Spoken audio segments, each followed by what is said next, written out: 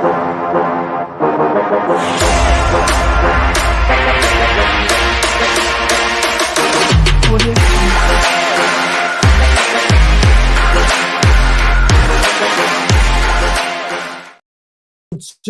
Crystal Palace won 5 points clear at the top of the English Premier League. Not only the greatest start to a Premier League campaign ever for Tottenham, but it's the biggest points gap they've ever had at the top of the Premier League as well. And a lot of people will be asking questions. Can they win the league? What can they do from here? And I do think talking about winning the league is slightly premature at this point. However, they've built a fantastic foundation at the beginning of the season. They're continually being written off. Who they played, when are they going to be challenged? Well, we're more than 25% of our way into this season. They've played a number of top teams, home and away, a number of mid-table and bottom teams, home and away, and they keep coming up trumps. And this Spurs team are playing the best football right now, in my opinion, in the Premier League. And this is all 10 games into the rebuild under Big Ange Postecoglou. It was another fantastic night. It's as simple and as straightforward as that. Fantastic. Yes, they conceded right at the death, which will frustrate some Tottenham fans, I'm sure. Almost, losing the clean sheet. It's never nice for that to happen. However, overall, I thought it was another comfortable, professional, I wouldn't say simplistic because the Premier League never is, but another comfortable and almost relaxed performance in the end. I feel like this Spurs team has got additional levels within it. And the big question is, as I mentioned earlier, can they win the league? And yes, it's probably a little bit too premature to turn around and say, yes, they will. But can they is a very different question. Can this Spurs team win the Premier League? The answer is yes, with a big but. And I have to explain the but because that's the context. They have to avoid major injury to 2 or 3 very important players, Mickey van der Ven, Maddison, Son, as examples. Even with a good January window, replacing those is going to be impossible in January. So they need to make sure there's no long-term injuries to them. And then having a very good January window is going to be key. Additional centre-backs, midfielders, etc. How do they convince Daniel Levy to do it? Well, it's continuing in this vein of form that they're in right now. There's a lot of if, buts, and maybes to this because of the power of Man City. We know that Liverpool have the know-how to win these titles. And, of course, Arsenal are breathing down their necks. They're 5 points behind right now, and they haven't really clicked into gear. They've had their manager a lot longer. They've built this squad that understands his style of football. So there's still a lot of work for Tottenham to do. But I'm not really in the business of discounting their quality. I'm not going to say it's impossible. I don't think it's going to happen right now. But I don't believe it is completely 110% impossible like people are making out. I'm never someone that subscribes to that train of thought because sport is too unpredictable. And if they keep winning, the likelihood increases tenfold. But what I think the Spurs team needs to keep doing is playing how they did tonight, keeping their feet firmly on the floor, taking each game as it comes, and making sure they're not overlooking anybody, making sure they're not thinking, well, the next game is X, Y, and Z at home. We're beating better teams. We're going to win this easily.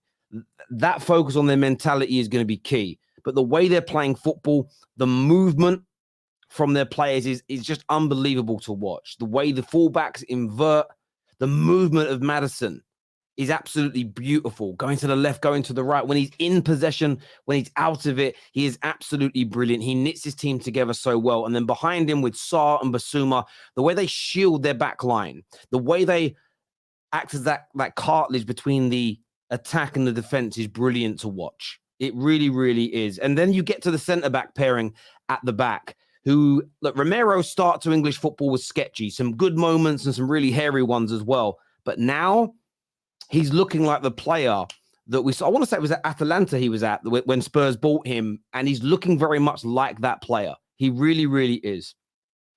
I also think Mickey van der Ven, he's very quick, but he's deceptively quick as well because he looks like he should be slow. And you saw tonight so many times, 3 or 4 times, the ball going over the top, Ayew and co running onto it.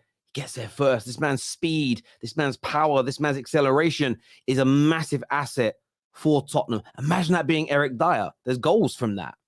And then you have to look at the goalkeeper, who 2 games running has pulled off big saves that have kept Tottenham in the game. They could have conceded very early in this game, gets down very, very low from a good shot from Edouard. That goes in. Again, games can be different. Goals change games, as we know. It's a cliche, but it's true. So overall, the movement, the shape, the speed of play is breathtaking. They move the ball from left to right quickly. It's 1-touch, 2-touch football. It's very decisive. And one thing about this Tottenham team I love watching them right now is they don't panic. They didn't come out at the beginning of the second half and when all guns blazing, committing too many men forward and getting caught on the counter-attack. They're not trying passes that are not on at any point. They're remaining relaxed. They know and they believe if they keep playing their way, they keep playing their style, the opportunities will present themselves to win these football matches. And that is a mental strength within the tactic itself. Because the tactic, I've used this expression before, but culture eats strategy. And no matter how good your tactics are, if the mentality, i.e. the culture isn't right, you will eventually go against those tactics. You will go against your instructions because human nature takes over. And that element, the speed of play and the relaxed nature of this Spurs team knits everything together perfectly. Then you have the individual performances delivering to a higher degree. And as I say, they're making the top 4 as far as I'm concerned. Can they win the league? Yes, but it's a very slim chance as of right now. They need a lot to go their way. They do need big investment in January. But remember, this is 10 games into a rebuild. This has never happened in the Premier League before. Spurs have never been this good in the Premier League before, 10 games in. They've never had a 5-point lead at the top of the Premier League, and it's the greatest start to a Premier League campaign they have ever had. What a foundation to grow from. Now, every Spurs fan worth his or her salt should be on the neck of Daniel Levy. Invest more, spend more in the summer. Whether you've got to build, you've got to sell more concerts, get Beyonce back. I don't care. Whatever you've got to do to raise the money, Spurs fans should be demanding more signings come January. You've got a very tough period on the way. If you get through that, who knows? But this Spurs team are looking dangerous. They're looking scary. And I think every Spurs fan around the world should be absolutely chuffed and excited about the direction that they are going in. Some super chats here. Spurs so bad, they will be smoked in style. Yeah, I don't think Spurs are bad at all. I'm not too sure you support IFL, but I think you're wrong on that. Where's the Tottenham Rob title? Handball. Hello, Will. Hope you're well. Do you know what? For me, I don't think it was handball. If I'm being honest with you, I watched the replay as much as everybody else did via VAR. One angle, the behind the goal looking down, it looked like the ball changed direction. When they zoomed in, another camera angle, there was no conclusive evidence that the ball hit his arm. And without conclusive evidence, they can't change it. So I do think they got that decision right. In fact, I actually think the referee had a really good game tonight. Very few cards given, let the game flow. And I thought they got all of their decisions right. We've seen a lot of handballs given as of late. I actually think there was 2 more in the game that were more likely to be handballs. There was a header at the back post from a Spurs player, and I want to say it was Nathaniel Klein was moving out the way and it caught his arm. That was a little bit like the handballs we saw conceded at the weekend. And there's also another one where a Spurs player went to clear it and it hit Richarlison's hand from about the same distance. They weren't given, and I think rightfully so, but they were more of a handball for me than Andre Ayew. So yes, Will, the reason I'm not saying it was a robbery is I haven't seen any evidence that it hit the arm. If I'm shown an angle that shows it clearly striking the arm and him controlling it, I'll change my mind, brother. But thank you for the super chat, Will. Chelsea fan, but that VAR decision is a disgrace. It clearly hits Ayew's arm after his chest. Grey Wolf Dinner sees it a little differently to me. I appreciate the difference of opinion. Chelsea will slap this team, but Mickey was superb. Listen, I'm looking forward to watching Chelsea versus Tottenham. It's going to be a very intriguing game. 2 teams that were poor last season, 2 teams that really struggled last year. Really, I mean, Spurs' resurgence this season has been phenomenal. But Chelsea are on their way up as well. 1 shot on target, Crystal Palace could have won with ease, but they didn't. Spurs scored 2 goals. Was it Spurs' best attacking display? No, but Crystal Palace is typically a difficult place to go and play. It really is. And going away to Palace, for some reason today is being spoken about as an easy game, where for the past 2 or 3 years, whenever Man United or City or Arsenal have gone there, it's been spoken about as one of the hardest places in the Premier League to go. So to walk away 2-1 victors, to be the better team, to have dominated proceedings, I think is a very, very good win indeed for Tottenham. And now they get to sit back for the whole weekend, enjoy the rest of the football, knowing that whatever happens, they stay top of the league, and the pressure is on City. The pressure is on Arsenal. In fact, they've got a 5-point lead at the top of the table, but over City, actually, it's 5 points over City and Arsenal. It's 6 points over Liverpool. I've got those two teams the wrong way around. Sorry. Liverpool pressure on them as well. Any drop points, and suddenly that gap between the top, it's not huge for 5 to 6 points, but it is significant. It really is significant, and you'd rather have it than not. That's what I think and feel about that. We're going to bring Kate. We're going to bring Perchy. We're going to bring Ellie out in a few moments to come on and have their say regarding this show. Columbia Spice here says, "Stop lying, Terry." What am I lying about? What am I lying about? Are you seriously trying to gaslight me? You remember what I do for a job? I've watched every single top 6 team play every single match they've had 4 years. I actually think I've watched more of most people's clubs than they have. I haven't missed a Spurs, Chelsea, Arsenal, City, Liverpool, or Man United game in any competition for 4 years straight. I've seen you all of our teams go away to Crystal Palace, and every fan base says it's a hard game there. But suddenly today, Friday Night Football, it's a really easy game. Come on now. Come on now. Come on now. That's a crazy one for me. And look, people talk about one shot on target. True, but they had 10 shots. Just because their shots weren't on target don't mean they didn't create openings and opportunities. They're kind of everyone focusing on, how many shots on target you had. I want to know how many shots we had. I think that's an area maybe to criticize of Spurs tonight. Not enough shots on target. But it wasn't like they didn't create the openings. It wasn't like with 75% of the ball, they didn't have 10 opportunities away at Palace, who sat in and were hard to break down and really didn't offer too much the other way outside the opening 5 or 6 minutes of the game. This super chat here says, Terry, deflection. It's not a deflection when it's the point we're talking about, my friend. And I gave it some context. Try harder. This here from Alex says, most players playing world-class consistently right now. 6 right now. Okay, 6 for me means Vicario, Van der Ven, Sarr, Basuma, Maddison, and Son. Udogie, yes, Sarr most underrated in the Premier League. Big injuries, they'll win. Best starting 11, Arsenal fan from Calais. From an Arsenal fan, listen, Spurs are top by 5 points. So right now they have been the best team overall. The league has never lied in its life. So far they have been. They have to maintain it. But they've been excellent. They really have. Right, time to bring out the panel now this evening to have their say on the game. We've got Kate Perchy and Ellie here as of right now. How are you all? You all well? You all good? Yeah, we're all good. All good. Thank you. Good. Perchy, another big win for Tottenham. Talk to me. Yeah, listen, it's one of those, I said it on the watch long, that it was one of those games of football where you take the 3 points, but you don't watch it at the end of the season for your highlight reel. First half, I thought we were awful. Thought we were really, really poor first half. We just couldn't get in the game. Second half was a lot better. I thought Maddison creates everything good about this football club. Everything good at the moment about this football club comes through James Maddison. And I thought the substitution worked. Brennan Johnson did what I've been asking for. Just run at some defenders. You go 2-0 up. I'm not having anyone say that the IU goal was handball. No, like if we're ruling goals like that off a handball, like it's just getting silly, right? It just gets silly. And it got to the end of the game where I just went, you know what? You take the 3 points, you go 5 points clear. It is what it is, right? Listen, it's 3 points at a place that we notoriously struggle at. I think people need to remember that. I think people go, oh, it's Crystal Palace. They don't do very well.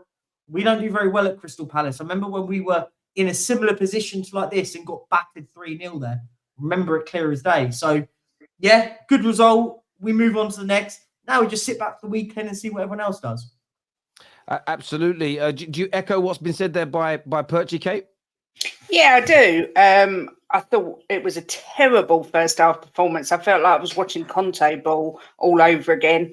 They just didn't seem to have any ideas. I did say I thought it'd be 2-1. I thought it'd be tight, albeit it was at the end that it got tight. But I'm reading the chat. There's so many salty people about. Wow. Just for the record, not all Tottenham fans think we're going to win the league. If anyone saw me, they would know that I said I do not think we will win the league.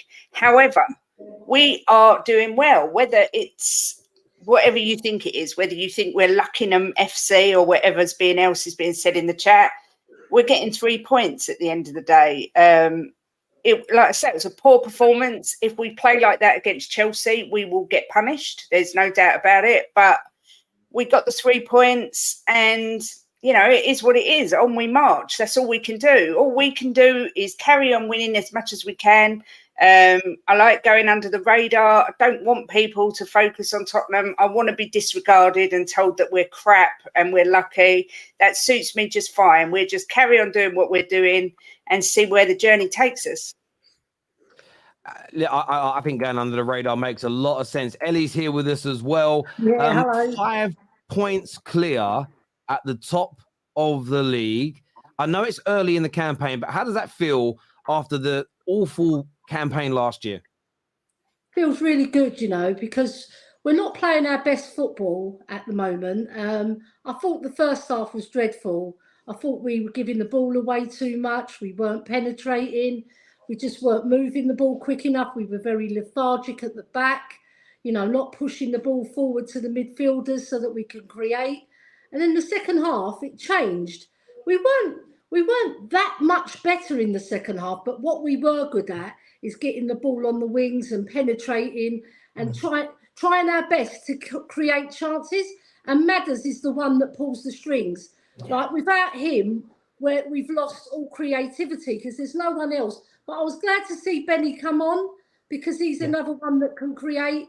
But you know what? We deserved the win because we had most of the ball. We controlled the game, but not in a commanding way in terms of creating chances. I thought we were very poor in creating chances. But, sometimes you've got to grind out wins, Terry. And this was a grind out win. And I'm hopeful for the rest of the season. But we've got to be better in the final third. Because Postecoglou said it in his presser. We've got to improve in that area.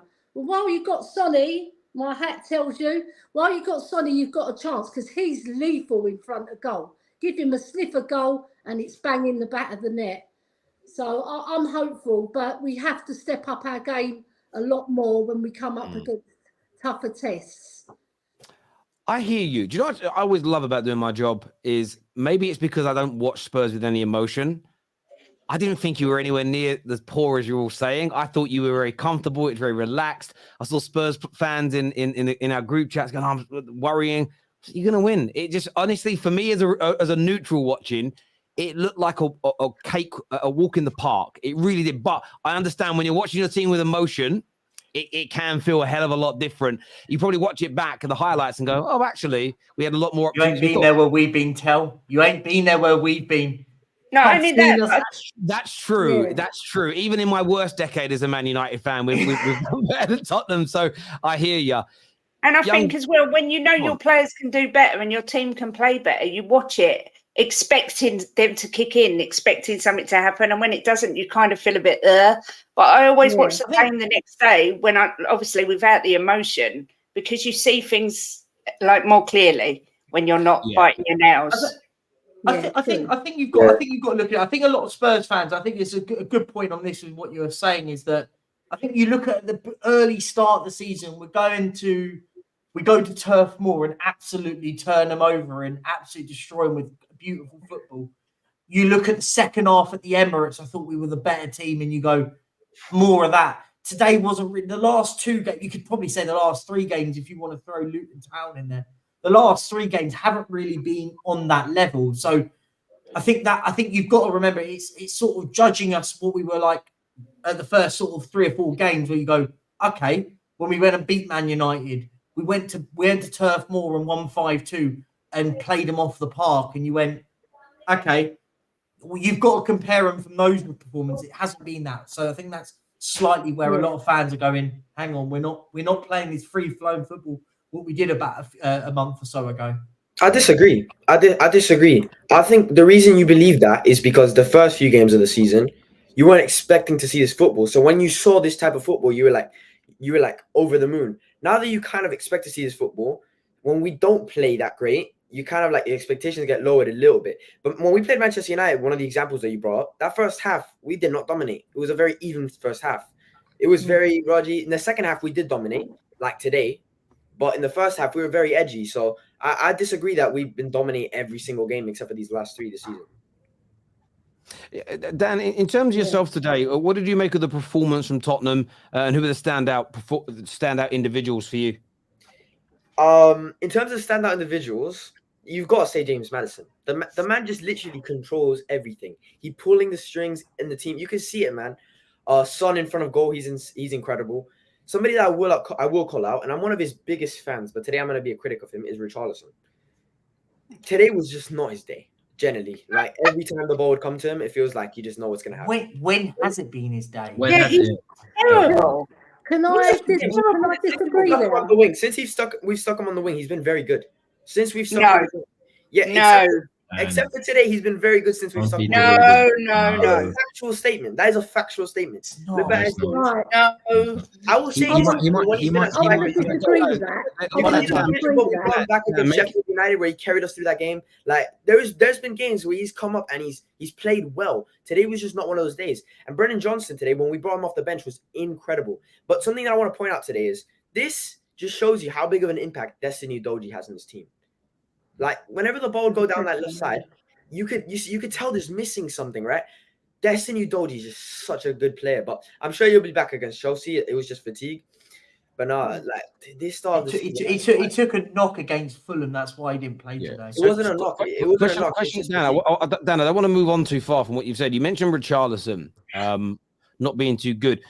Do you think somebody else should be given an opportunity in the first team over Richarlison, and if so, who? Brennan Johnson. Brennan Johnson today, we bring him off the bench and he was incredible. He was actually like them balls. He got the assist, I want to say, for the second goal. Yeah, he did, and he almost got another assist. And there was another one that just passed right by Son. I think it was offsides anyways. But the runs he's making, I from day one wanted Brennan Johnson, not because I'm such an expert in Brennan Johnson, but because Ange Postecoglou wanted Brennan Johnson. He didn't get an assist. What happened? He didn't get an assist. He did. He got it for the Sun goal. He got it. No, he didn't. No, yes, according to this, it was Brennan Johnson and James Maddison. According to this, players get an assist. Well, I'm just going by the stats that have been listed, and it says the assists were Brennan Johnson and James Maddison. Yeah, that's what I'm saying. He got an assist. Yeah. Oh, I thought you said Richarlison got the assist. No, Brennan Johnson. Sorry, darling. Yeah, no, I was talking about Brennan Johnson. He was running from behind. The balls he was playing, it was really, really good from him, and I'm excited to see what he can do this season. But I will say January, we definitely have to go out and sign a left winger. Somebody that I really want Tottenham. It's unrealistic, but I really want Tottenham to get Kvaratskhelia from Napoli. But it's very unrealistic. You ain't getting him. But Napoli have slowed down this season, so there's a chance. So is Richarlison one of those positions, guys, that needs to be looked at sooner rather than later? I've been saying this since the start of the season. No, Terry. Richarlison, if we have any ambitions of winning a Premier League at all, you sell him in January. No, come on. I've seen absolutely enough of this bloke. No, He's man, awful. I don't think you need to sell him. Man. No. Hang on. No. Because hang on. You need to, the reason why you have to sell him, because right now you can still get a value for him. I'm done at this football club where what we do is we keep players because we have some sort of sentimental attachment to a player. No. Get rid when you've got the chance. You can send him to Saudi Arabia. Brazil's number 9. There you go. 40 million quid. Boom. Go and sign as number 9, like a Santiago Jimenez, who's playing out of his skin at Feyenoord, that can come into this team and we can start getting players. When Richarlison plays at this football club, it's like we're playing with 10 men and we're carrying someone on our backs all the time. I've been saying that all season. You can't keep players in the team. And one thing you can criticize the manager on, he still picks this guy. He still picks him. Doesn't do anything. He hasn't done anything all season. I get you. Ellie, you say you disagree in regards to selling him. What you're saying? I disagree, right? You're not watching the same player. He did 3 brilliant balls this evening, right? And he got busted his guts to get from the back post to head it, and we muffed it, right? So he did do good things, and he tracked back, he pressed. There's a lot of things that Richarlison does that he doesn't get credit for. There's And a I think certain you're giving him a hard rap. He gets three judged on brilliant hard balls work. today. I expect every player to work hard. I've got my notepad on But they don't. Richarlison because I Not know every he's player going does. to get stick. There was a lot of things that there was a lot of things that you're missing that I see. Yeah, but I Maybe was you're watching not him as watching well. closely, mate. Ellie, That's what a lot I of say. things I think is a stretch. I don't think that you can say a lot of things. Yes, in He's done certain 3 really certain good periods. balls this evening. Yeah, but that's what I mean. In certain periods when he's playing, he makes 1 or 2 couple of passes. Yes, he works hard, he runs around, but that doesn't, that's just 1 or 2 things here and there. Whereas obviously to really maintain this start and to really push on, you need every single player firing on all fronts. I mean, I've even been critical of Kulusevski. Kulusevski, he also works really hard. He also does a lot of good runs. He does a lot of good 1-2 passing and stuff like that. But to me, Kulusevski is nowhere near where he was when he first came to the club, that first half a season that he had, because he was banging him in. Even though I know we keep saying, well, he's clearly left-footed. So why is he being played on the right? And he's always having to, turn and, use his left foot. But when he first came into the club, that first half a season, he was banging goals. He wasn't only just setting goals up, he was banging them himself. And then obviously last season's, catastrophe under Conte, I don't know what they did to him, but that, he's not banging those goals in, and he's not, doing those fantastic crosses that he used to do. Yes, he's doing a lot of nice one-to-ones. But I really do feel that, there's still another 1 or 2 gears that players like Kulusevski, players like even Son. I mean, yes, Son has been much better this season compared to last season. But, even I feel Son has got a couple of gears that he can move up from. But the one player that is always consistently every game that really frustrates me is Richarlison. Yes, in some games he's done well. I know in a couple of the games he's got an assist. He's got, I will be so happy if he was just consistently getting better and better. And yes, there are some points, but I still feel, I agree with, I'm sorry, I missed the name of the gent with the glasses. I do agree with him right now. I do feel at least for like 60% of the game or 50% of the game, 90 minutes, we're playing like as if we're playing with 10 men. He can be really passive sometimes. There's a certain agenda in this fan base. There's a certain agenda in this fan base to just target Richarlison. Agenda? Oh, give over, please. Sorry, mate. Just because he's it doesn't mean we brought him in to be our starting striker. We brought in Richarlison. This is factual. We brought in Richarlison to be a backup to Harry Kane. What he is perfect for that. But he doesn't do anything. Sorry, lad.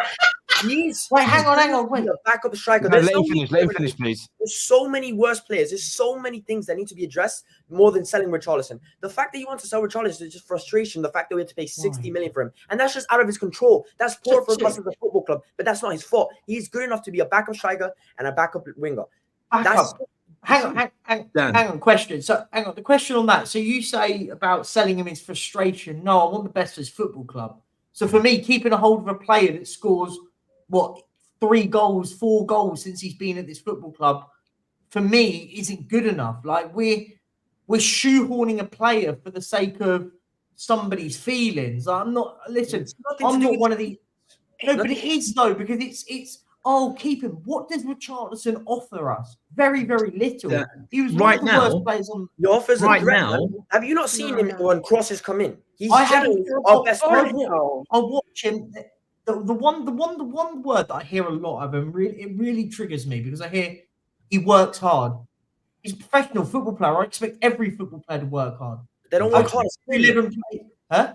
You could say that, but there's no player in this team that runs as much as him to get the ball. Maybe Son. Yeah, I see Son do that. I see Doji do that. I see Porro do that. I see Basuma do that.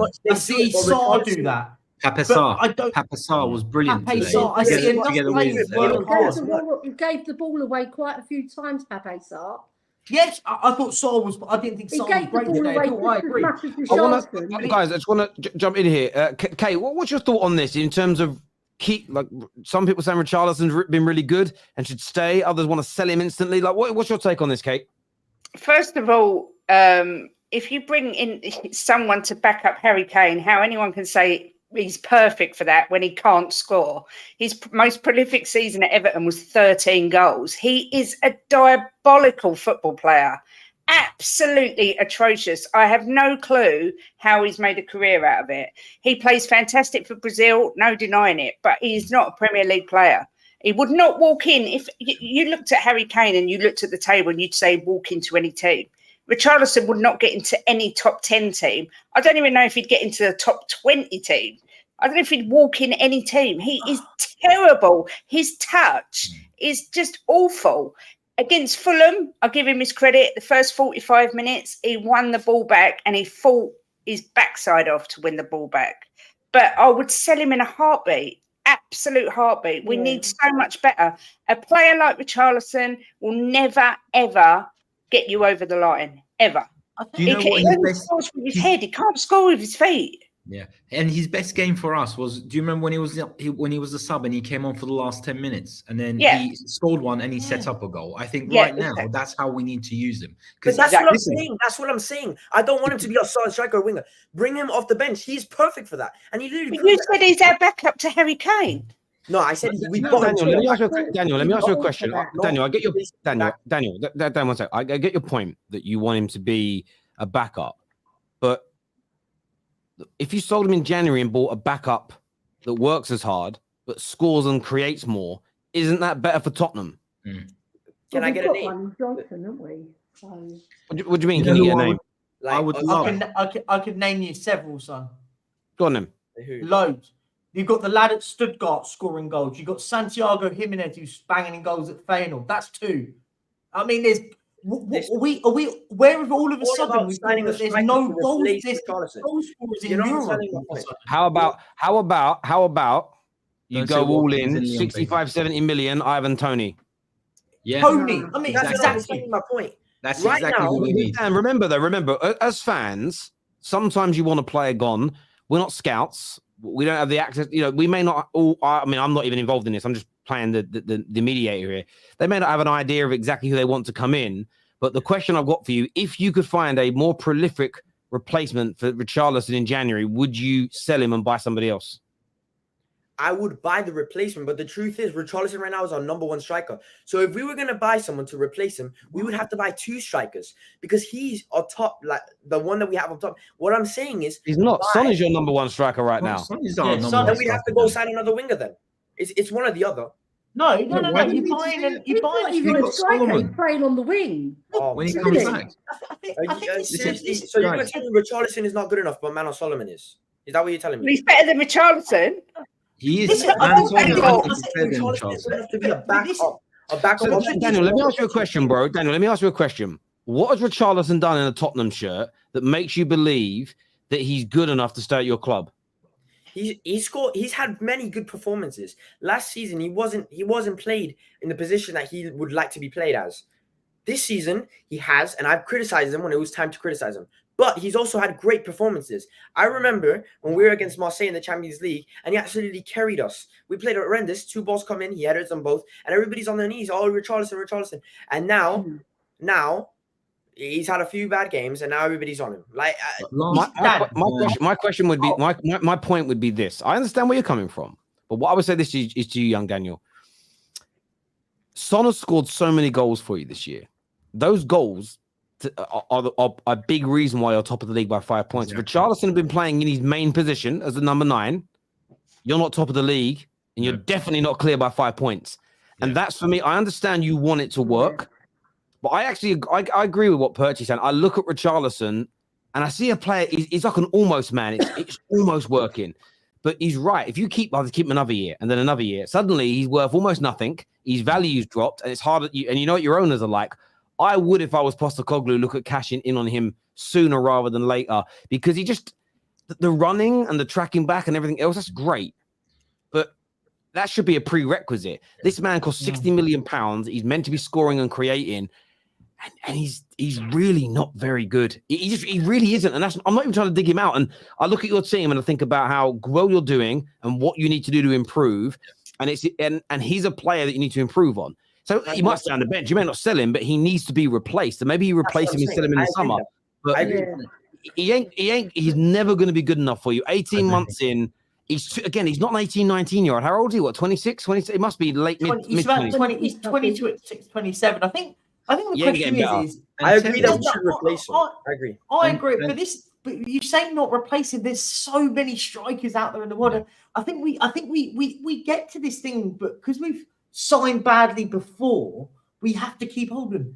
Richarlison has been awful. You sit there and say about good performance.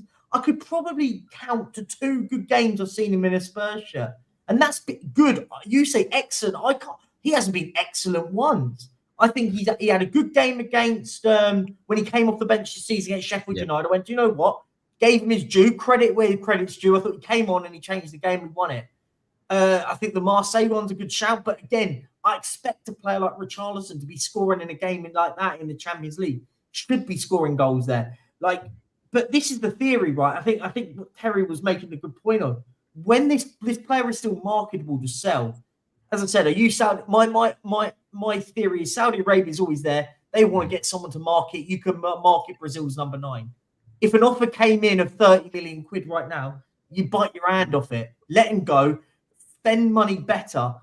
You could go and look anywhere. Go and look at Celtic. Kyogo up top. What a player. You have him in over. I don't get it where we want Spurs to do. We want Spurs. I hear all the time. This is what really bothers me. If you want a title challenge, if you want a title challenge, just taking the words out of my mouth. Come Christmas, come January transfer window. If Tottenham are still top, right? We completely blow everybody's predictions out of the water, and just by some miracle, we keep winning and winning and winning. Come January, Tottenham is still top. Maybe 3 points clear, 2 points clear, 5 points clear. Everyone's talking about how Arsenal's going to go for Ivan Toney, how maybe another couple of the other big teams are going to go for Ivan Toney. Why can't Spurs go for Ivan Toney? Because you put Ivan Toney in that team, you have got all of a sudden your chances of pushing on and winning and making a title challenge this season, all of a sudden go up by. Let me get it straight. One second. Let me just get my point out there. What point is 1 minute I hear from Spurs fans, we're in a title race, we're going to win the league. Then the next minute is, we can't get rid of Richarlison because we can't get any better. Sorry, what? You don't win the league with Richarlison in your team. You don't win the league with him in your team. Can't get better. I can't hear any Spurs fans saying we can't. No, but we're saying about keeping him. What if we could go and find someone in January? People going, you can't sell him. Yeah, Why? I agree with you. What reason? I don't think we should. Because he's not quite good enough. Why? He doesn't do anything for us. You're bringing up. I said that if we're going to replace Richarlison, what I want him to be a backup striker. If you're saying we replace him, we already got Son there. Now you're saying to go sign Ivan Toney. Do you think we're going to sign Ivan Toney to just? No, I never said Toney. It was just we're just putting names out there. Listen, I don't have the scouting powers that Tottenham do, but it's just. There's got to be players out there. The way we're talking about Richarlison, like there's no one else that we can sign. I think there's loads of players. Guys, we'll come back to. I want to go to some super chats that have come in here, and then tell you something that Postecoglou has said. This here from Cal. He says, outstanding result. Johnson coming on and contributing at the almost perfect time. Love to see him get a run now. Beg Bentancur fully fit before January. I suppose very good. It's amazing how quickly people get back from ACL injuries now. That was legitimately, when I was younger, that was an 18-month minimum out. People get back now in like it used to take people's careers, ACL. It did. No, it did. It's crazy. This here says Kate, Ellie, Perchy, the dream team. Love you all is what Jim says. Hello, Jimbo. Right, Jimbo. He got permission to speak. Another dodgy win. Mad we couldn't get the clean sheet. Richarlison is the most useless footballer in the Premier League. Vicario over Raya and Maddison over Odegaard. Obviously, Della Spurs, they're being very sarcastic. Yeah. He's a good guy, Della Spurs. He's not being sorry towards his own club. It is because the lower teams low block in a LW back, left wing back. Okay, and the rules say handball, whether intentional or not, leading to a goal should be disallowed. Being realistic, isn't sitting on the fence. What I played at, but I'm not sitting on the fence. I hope gaming. I'm not saying I'm not sitting on the fence. I'm saying I haven't seen the evidence that's shown me it's a handball. So I can't say it's a. I don't think it is because I've not been shown the evidence. So that's how I treat everything in life. I'm kind of I'm agnostic about most things until you show me proof. You know, that's why my nan didn't like taking me to church, because I'd say, "Well, show me proof, and then I'll believe." She's like, "You're gonna embarrass me." You know what I'm saying? That's true. Like I need to see proof. So for me, I saw 4 video angles, and I couldn't work it out. And my point is, if with super slow-mos you can't quite work it out, then I'm gonna say no handball. Personally. So yeah, that's not sitting on the fence. That's me saying, again, show me an angle where it is conclusive and you won't see me defend it. So yeah, that's all I'm saying, my brother. Terry, I love this. All fans, same team. That should be the format, your intro panel. And then, bro, that's literally what we do. I don't know how, maybe you're new to the terrace. That's literally what our full fan highlight show is. Me, then a panel, and then we share the link for rivals to call in and challenge and say stuff. And if you're backstage and you're a rival, let us know in the private chat what you want to say. Sell Richarlison, buy Sanchez. Oh, buy Sancho. Listen, £65 million is yours. No, not 65 million. We don't want him. No, what we'll do, we'll do a swap deal, right? You can have Sancho. We'll give you 20 million, and we get Basuma in return. Yeah, I'm sure. Yeah, right. How about that? How about that? How about that? Even though he can't take a free kick. Oh yeah, that free kick from Basuma was dreadful. Do you know who else I'd like to see in the Spurs shirt? Watkins from Aston Villa. If we could get him, I think he'd be cooking as well. He's the one that I said you guys should have bought instead of Richarlison. I got cooked for it. I was like, listen, he was playing under Gerrard back then. Like everybody would look bad. Sava and his Muppets wanted Son sold. No, ooh, was that you as well, Perchy? Did you want Son sold? Do you know what I love? I love when comments like this come up because there's context never gets used in it. That wasn't what was said at I all. love the Muppets bit. The Muppets. I know. You've got to answer here. I don't know who he means by Muppets. No one said about Son being sold. What people were saying is you have to question last season. Son wasn't great, but then the context of it is actually he was playing with a really serious injury for the most of the season. No one said about getting him sold. Go and find this fella. Go and find it. I said many times he should be dropped. He should be dropped. Yeah, he was automatically getting to exactly what we're saying about Richarlison now. Exactly what we're saying about Richarlison now. We were saying that because he wasn't performing game after game after game. We were saying how is it that he's still starting over like some other players? Yeah. We were saying to bench Son and bring on Richarlison. That was what everybody was saying. That's it. Yeah. Richarlison. Aaron here says 50 million for a backup striker that runs hard. Clown. Being called. Like people are just bringing the price tag like it's Richarlison's fault that he was 60 million. No, that's our fault. But okay, but if you buy a 15 million pound striker, I expect him to score. But you got to think. But by that logic, that means if you only spend 10 million on a striker, you're happy for him not to score goals. Everyone you buy, you want to deliver in their role. The Spurs mentality wanting to keep players like R9. Please don't call him R9. It's so it's absolute disrespect. It really is. The mentality thing's true. Yeah, Jimbo's back here. This is Terry. Tell Kate, believe we are winning the league. Well, this is an interesting super chat. Jim, you are, mate. No, you're sleeping on the sofa, bruv. Doghouse. Do you know what I mean? no spooning for Jim tonight. He's not. I don't know. Maybe. But where's Harry? Where is Harry tonight? Where is Harry? He's probably in the pub, drunk, celebrating. No, I'm good. Hang on. No, KJ just messaged me. He's in White Hart Lane having a parade or something. I don't know. He's doing something weird tonight. We want the 10-game trophy. Ange Postecoglou has come out when asked a question around winning the league. He has said, "Let the fans dream." He has said, "Let the." Do you agree with that, Dan? That you should be allowed to dream of winning this league now? I don't understand any logic on why we're not in this title race. I've been sat here last stream. We had a whole conversation. I think it was thrown about that people were Arsenal fans. People were underage. Like every little statement, other than a factual statement, why we're not in the title race. I didn't get one. We have proven that right now we are the best.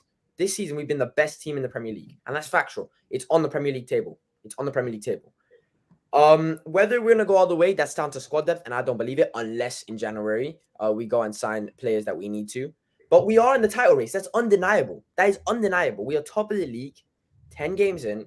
We're going to be top of the league when everybody else plays. If they drop points, my question is, people tell me why, oh yeah, Tottenham, stay underground, don't say anything, like just hope everybody doesn't notice you just passing by. Why was that logic not used for Arsenal last season? When Arsenal were going, oh yeah, Arsenal this, Arsenal that. Why weren't Arsenal wanting to be? Yeah, look how that turned out. Yeah. And look how what that happened turned to out. them. Arsenal fans gave it the jib all season. No. But The that, jib all season. They were hang on, mate. They were what 9-10 points clear at the top. 3 games. All it took was 3 games for them to completely slip up and throw it away. 3 games. or you can and say also, Hang and on also, one second. Dan, part of the fact was that they were in a title race. So Yeah, if but that's Dan- how we're gonna get, Yeah, Dan, but Dan, It's they were. Not They after were. 2 games, Daniel, they were Hang on. not. that means Yeah. that I'm right. Dan, They That's were in the what Dan, title race Dan, after 6 Dan, games. every Arsenal fan Ridiculous. that claimed, like when they were in our position right now at the start of the season, I remember really, really well on again the football terrace. Every Arsenal fan was going, "Yeah, we're going to win the league this season. We're going to do this." Yes. They were ridiculed as well. Equally, they were ridiculed as well. I'm not saying we're After gonna win 10 the league. games, 12 I'm not games. saying we're gonna win the league. No, I'm saying we're in not the saying title you are, race. mate. I'm There saying isn't we're a title race. We're up for No, the. too we're up for early There the- isn't a title race. Dan, let me ask you a Just question. Let me ask you, Jamie, a question. Not trying to catch you out. Like, what is your definition of a title race? Like, what does that mean come the end of the season? It means fighting for the title, like what Arsenal. Okay, yeah. So I'll give you an example of what I mean.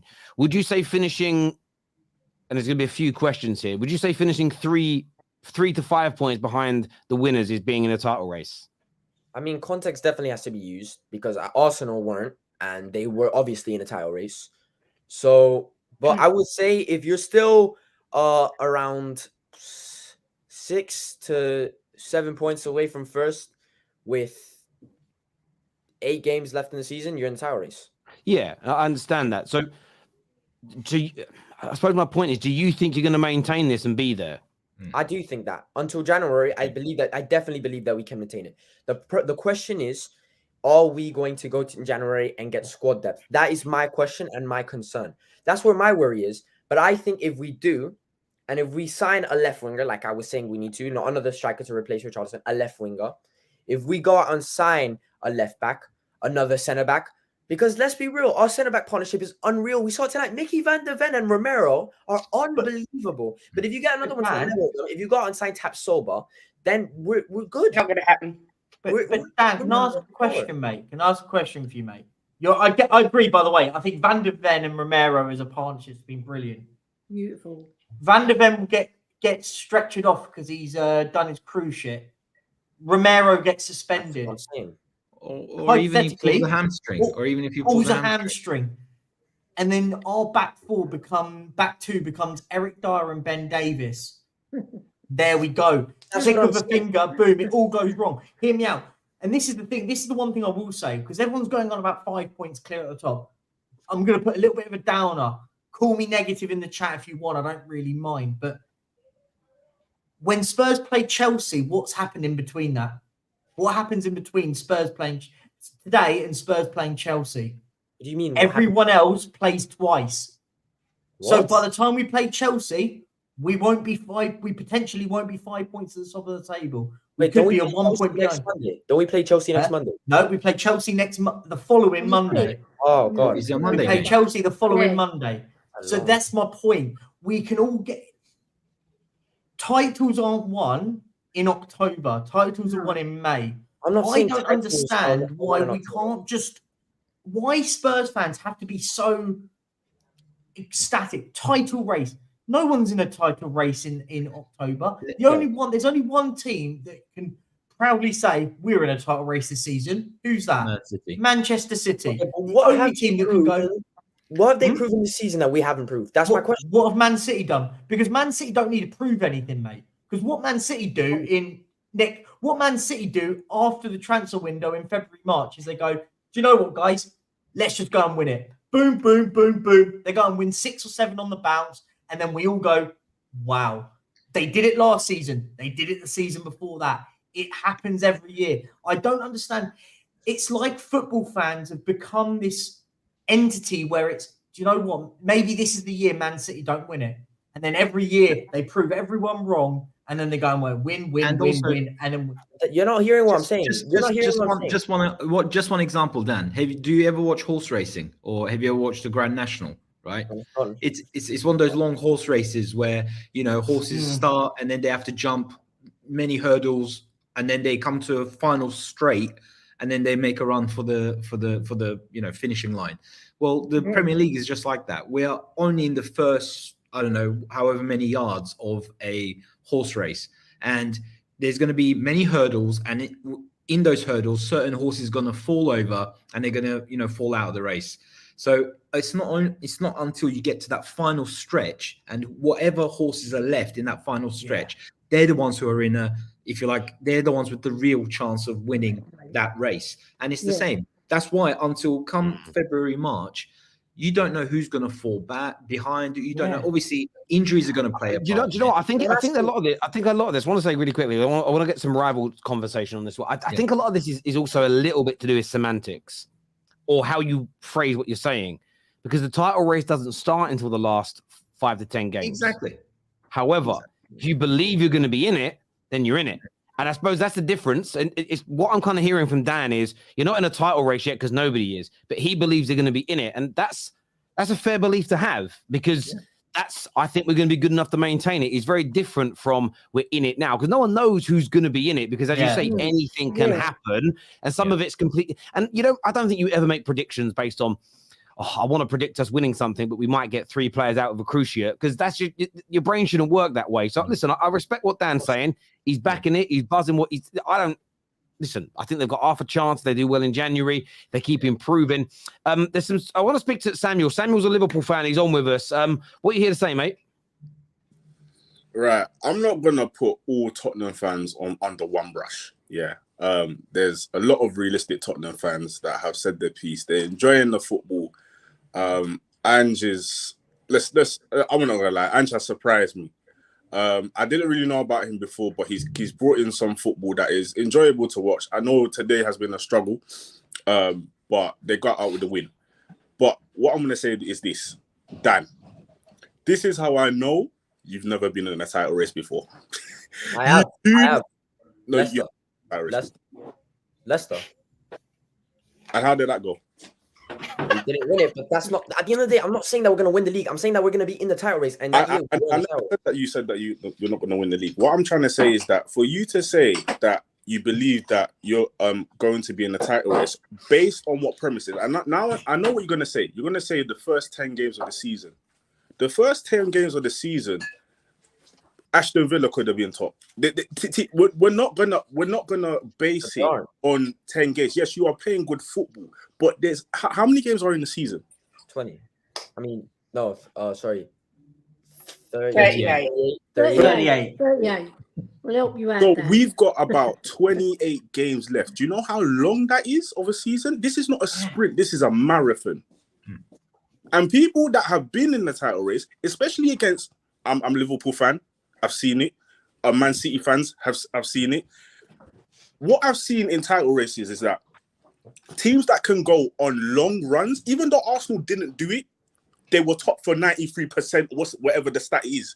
They've been top and they've gone on runs. Tottenham, right now, you have not seen that. Yes, you're playing good football. Yes, you're still unbeaten. But when it comes to crunch time, when it comes to squeaky bum time, when it comes to not bottling it, have you seen your team do it? Yeah. One caveat though. One caveat. Can I say something? I agree with you.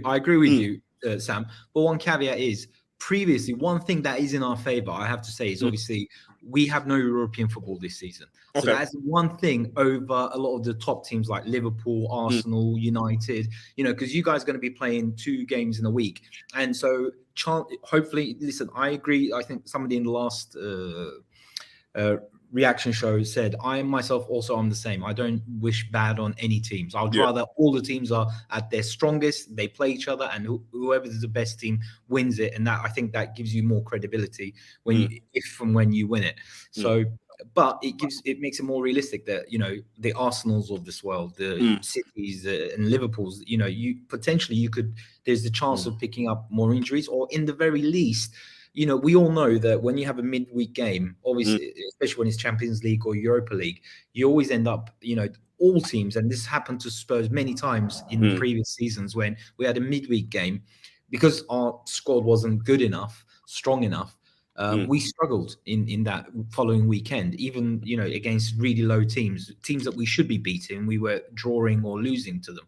So in that sense, that's one sort of small thing that gives me a little bit more hope. I do hear that point, and I'm going to say one more point, and I'm going to let especially when it comes to the business end, you know, like after Christmas, you know, we're talking about the, you know, Februaries and March when European football starts again, where we can just solely concentrate on the Premier League.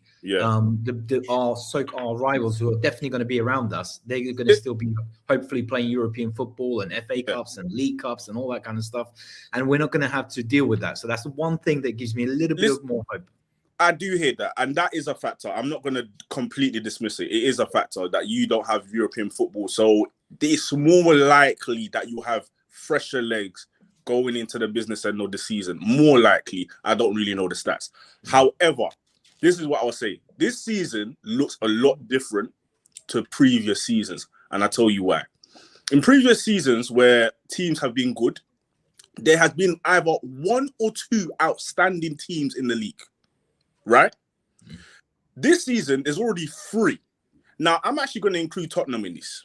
Yeah, 4. I'm going to include Tottenham in this. So meaning... No, because I'm talking about teams that have done it before or have been in title races recently before. So that's what I'm talking about. And also started well. Obviously, Man City, Arsenal, Liverpool have all started relatively well, and also Tottenham. So what I'm saying is that there is practically 3 to 4 teams going at it. There's not going to be one team, I believe, this season that is going to run away with it, meaning that there will be more points dropped in this. And this is where the pressure comes in, because you might be in a position where you're 2 points, 3 points ahead, and then every especially let's just say this. I know it's only December, but when you start having 3 games a week and stuff like that, and your squad depth is really being tested, that's when it's going to show. That's when it's going to show. December's going to be the real litmus test for it. Yeah. We're going to play 7 games in December, right? We're currently averaging playing once every 10 days or whatever the stat is. December, we play once every 3 days. Let's see how this team can do it in that era, right? Because the problem is it's all well and good, all this, we're playing once a week and all this lot, but have we got the squad to handle a long season? As I say this all the time on anywhere I go. Yeah. Apart from the defense today, apart from obviously defensive cover, the bench actually didn't look too bad today. If you think about it, you had it is. But you've got to remember, no, I hear what you're saying, but sorry to interject, Percy. Just in the interest of time, I've got a few more super chats to do. But is your name pronounced Gil or Hill? Sorry, I couldn't hear you, mate. Yeah, I can't hear. You're unmuted, but we can't hear you. I don't know if your microphone's connected. Take them turn the earbuds off. They're intermittent. No, they are when it comes to StreamYard. Yeah. Let's see. What I'll do is go out and then come back in again, bro. We'll get you on, my friend. All right, we'll do that. Some super chats here. This first one said, what did it say? Brendan Johnson is the man we have been waiting on, is what Jack has got to say here. Luke says Spurs fans getting gassed over beating 11th, 15th, 17th, 18th, 19th, and 20th place teams, most of the fan base on the planet. What's your thoughts on that, Kate? I think it's so unfair to put everyone in the same bracket. There's nothing deluded about me whatsoever. I said at the start of the season, I stand by the same thing. I wanted to see us play good football. I wanted to see a change of philosophy. I wanted to see us trying to get a European spot wherever that may be. So the top 8. And that's how I would define a successful season. It hasn't changed. The trouble, and I'm sorry to call you out on this, Dan, but the trouble with fans like you and Harry is you set your expectations right up here. So when Ange gets us, say we finish 6th, you're automatically looking at that as a disappointing season. Whereas normal fans with realistic expectations, that's massive. You know, we've gone from an 8th place finish where we were playing, or it wasn't even 8th last year, was it? I can't even remember. Was it 8th? Yeah. 8th, yeah. Where we was playing absolutely atrocious, diabolical, negative football. There was no unity in the team. We've lost our key man in Harry Kane. If we can finish in any European spot this season, it will be a fantastic achievement. It's as easy as that. Okay, Well, you look at all of Arteta. us is for like I'll throw the FA Cup in reason as why well. we can't compete. That's my question. If we're not going to be able to, I like a reason why. What we've shown and what the people that you're saying like the Man Cities or the Arsenal have shown and we haven't. Daniel, what it is, it's not what they've shown. It's not what they've shown. It's the fact that they know how to win. They know how to get over the line. And Manchester City, for example, their bench, any one of their bench players would walk into our team. Do you know what I mean? Our bench is so wafer thin. No, Arsenal's team is far more established than ours. Arsenal Did you see our bench tonight? Did you see our bench? Okay, other than the defense, isn't that bad? Skip, Forster. Do you know what I mean? These players are awful. Other than our defense, our bench is not that bad. We've got Papa Matasar. Now the Benson school's coming back. We've got Papa Matasar as a defensive option.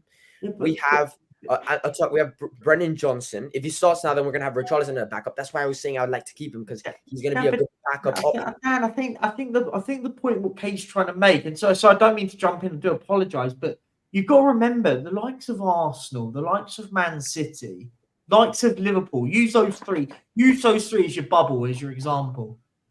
Years and years of improvement. This is 3 months in. What? 3 months in? 4 months in? Whatever you want to call it. I think you have to realise that. I think sometimes you've just got to understand is the pecking order where we are at the moment as a football club. We've only just started. Listen, by the way, I stand by this season about no expectation, and I stand by it. Why can't we as Spurs fans, and I say this all the time, enjoy the ride? Let's not get carried away. I couldn't also enjoy the ride last season. We're ahead of what Arsenal were last season. I don't care about Arsenal fans. Why couldn't they enjoy the ride? I'm not negative. Because we don't have to be like. Because unfortunately nowadays, listen, this is what it's like nowadays in 2023 watching football. It's all about the now. Sometimes you just got to sit back and go, do you know what? Listen, whilst we're on this wave, let's enjoy it. Because by the way, I'm loving every bit of it, but I'm not sitting there going, oh, we're going to go and win the league now. No, hang on, because there's going to be I'm going to have to interject again because I am running out of time. I'm really sorry here. And I've got these super chats here, and I can't disrespect the viewers. It says, I feel sorry for Dan.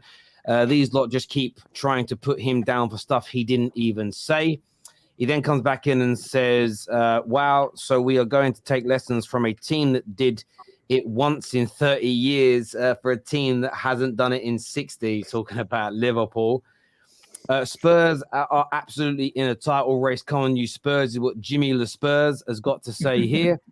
And why does the kid from Florida have an accent? Because he's from Florida. Gil, can we hear you now, Gil? Can you guys hear me? Yes, we can, bro. What are you here to say, mate? What are you here to say? Okay, so listen, I applaud Dan. He's a kid, so I definitely understand the enthusiasm. And as a Spurs fan, there ain't really much that you can celebrate over the last couple of years being a fan. So more power to you, but let's be realistic. You're not in a title race. It's only 10 games. I'm not knocking you, but like I said, let's be real. A perfect case study was Arsenal last season. Arsenal led, 97% of the way and still faltered at the end. So 10 games in, but bro, it's 10 games. Like, talk to me at 28 games. When you have 10 games left to go, then you can speak up and puff your chest out and say, you know what? Spurs are real. Spurs are here to stay. 10 games in is nothing hey, listen, enjoy the ride. You got a couple of games left to go that are going to be difficult. Chelsea coming up, that's going to be a difficult game. The December fixtures, that's going to be a difficult time period.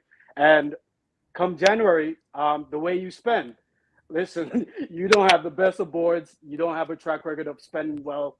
Let's see how they do in the January window. And then you can maybe puff your chest out a little bit more. But 10 games in, calm it down, bro.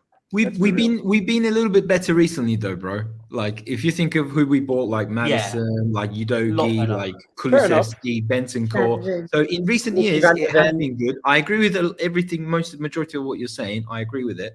But in recent years, we have gotten better, and it looks like we are getting better at that as well. I think this window has shown we have signed some very good players. I think that's the key bit here. But the thing is that's fair. For me, what I will say on that, which I do agree with, you can't rest on your laurels. We have to do the same in January and then the same next summer. Then I'll start getting much more like, do you know what? Here we are, because it's only just started, right? We're only just in the early starts of the road. But at the start of the season, the only team that is definitely, like in the old days, Terry, you'll remember this, in the golden years of Arsenal and United, when they were the main two rivals.